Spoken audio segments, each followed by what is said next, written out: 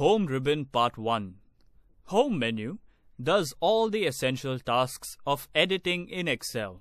So here in this session, we are going to see the tools and their applications in Excel.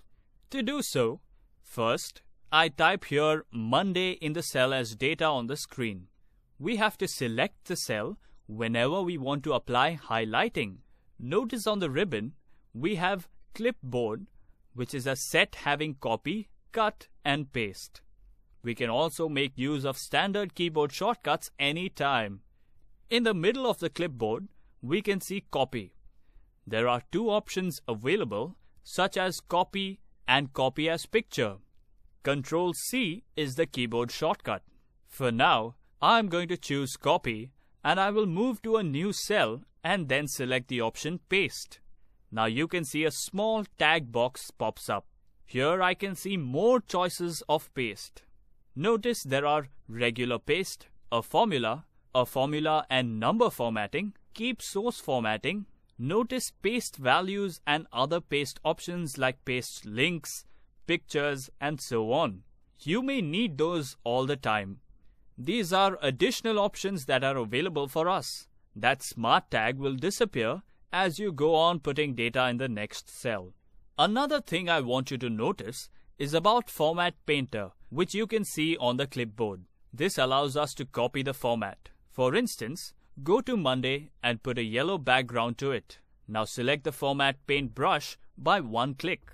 Notice if I go to a new cell, it has become yellow in the background. If, however, I go to the yellow background and I double-click on the Format Paint brush, now the Format Paint brush will stay turned on until I actually turn off the feature itself. To turn it off, I go back up to the Format Paint brush and I simply turn off the toggle switch. This is the way to actually highlight different areas on the screen by copying the same format in the background. Notice Font feature allows us styling.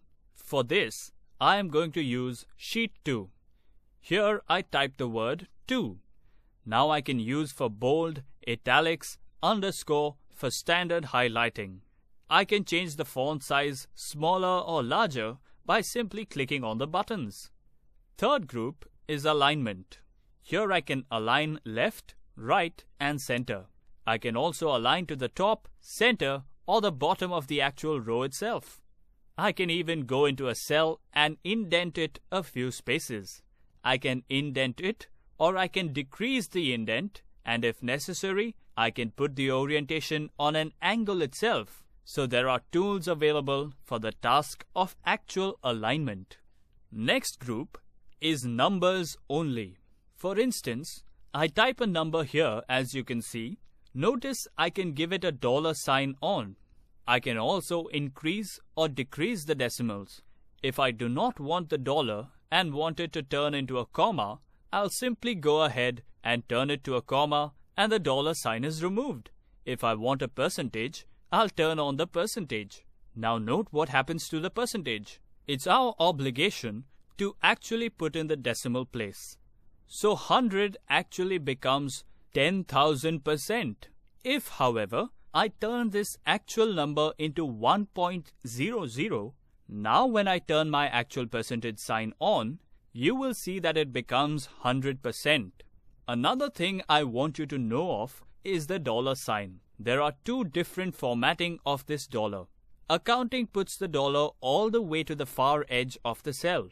I go to the turn down and go to currency, puts the $sign right next to the number. Currency, the $sign is next to the number.